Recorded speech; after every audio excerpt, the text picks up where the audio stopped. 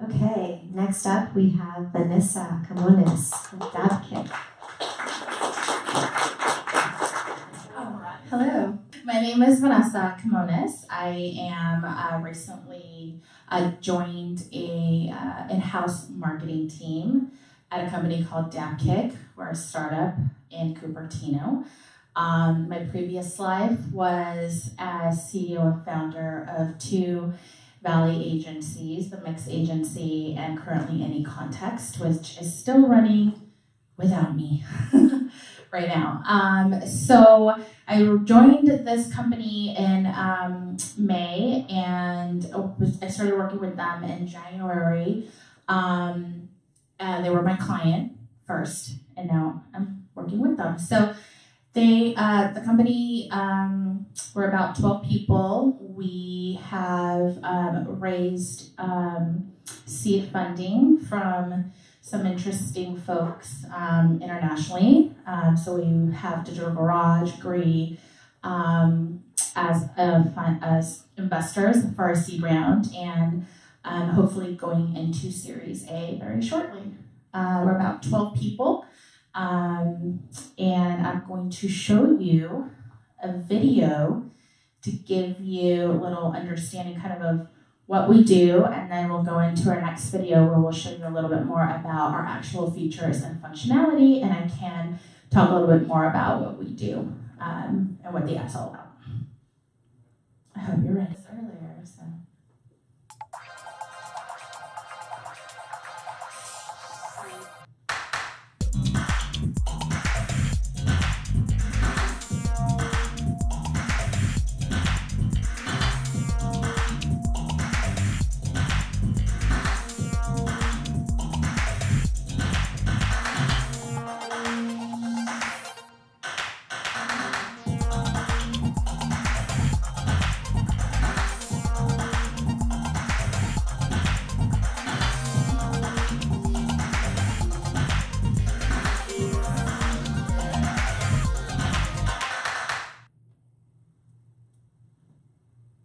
Okay, now we're going to our second video.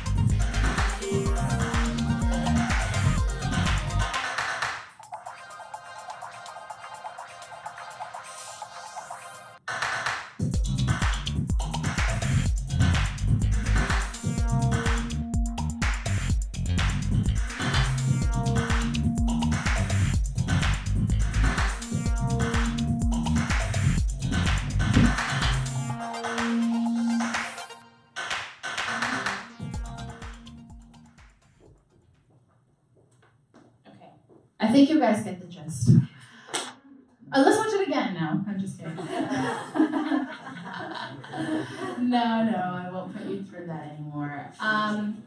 So anyway, that is DabKick. We are essentially a live communications platform and experience, and we are currently on iOS. We will be launching Android in August. What I would love from the SFU Tech community is essentially feedback. If you decide to download, or if you have teenage kids that are ADD and like to watch TV while they chat with their friends online, that would be amazing. Have them check it out. Tell us what you think. You can email me at vanessa@dabkick.com.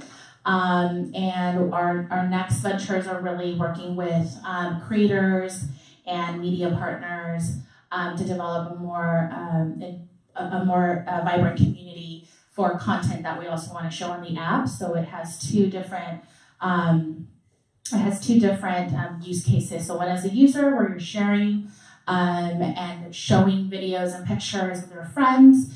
But as a creator, you can also create your own channel and create your own room in DabKick and have group sessions, go public, and be private. So the app today should hold about 100,000 people watching at the same time. With a group setting, you can do about, I would say, 8 to 10 people in one session, so it's pretty exciting. And it certainly is a much better experience than if you're using Skype currently or any one of those other live communications apps. So check it out, and if you have questions for me, let me know. Cool, that was very exciting. Okay, we have a question over here. Does DabKick integrate with like other apps? Like if I wanted to watch The Bachelorette and I wanted to watch it, on an app and then be able to, virtually watch it with my sister who lives in Virginia. Like, can you do that? This is on a DabKick? very good question. What we are also doing, What we're actually doing as well, besides just developing the app, and this is going to be coming in September and in the fall, we're going to be launching our beta program with developers and offering our actual SDK. So essentially some of the features that you saw, like Rapid Photo Live and Media Live, are two different types of experiences within the app that if you're a developer or a publisher or distributor of content, that if you have an app, you will be able to then port this type of experience into your app. So that will be the next phase of something that we'll be building out in the fall under beta. That's a super cool use case. I've Yes. watched The Bachelorette with So actually, thank you for asking that question, because I forgot to mention that. But for now, it's basically just you use whatever content you have on your mobile device, and then you can share that within the room with everybody. So what we're doing is we'll be adding the feature of watching your own videos on your phone, but everything that we have available right now is via YouTube. So we're doing right now YouTube, anything that's on YouTube you can watch, you can search. And then that's the other phase is why I'm there, is to also develop the partnerships with, influencers, creators, MCNSs, so multi-channel networks that have a lot of new video and live video that they're developing, and series that you can watch, online. So, yeah. Very cool. Any other questions for Vanessa? Anyone? Yes. Way back there. Okay. Way in the back. Right. It's going to take me a while to get back there. Hi. I can just text. Okay.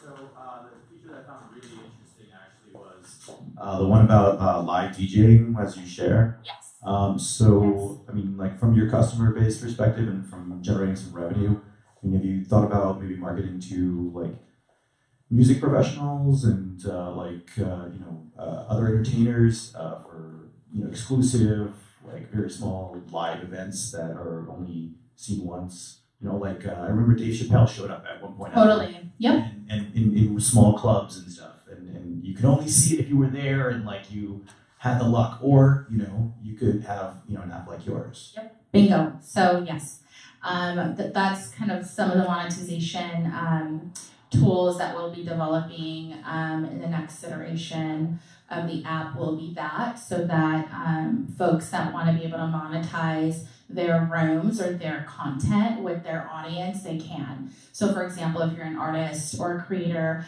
and you want to check out, just like you want to test out a sound or a new song and you want to just give access to those people, you'll be able to do that. And say you'll be able to actually purchase that track immediately as well. So we're adding more than anything, the way we're going to probably monetize a subscription and e-commerce space. We want to try to keep the platform ad free, if at all possible. If that makes sense. Yeah, that's really great. Cool. Well,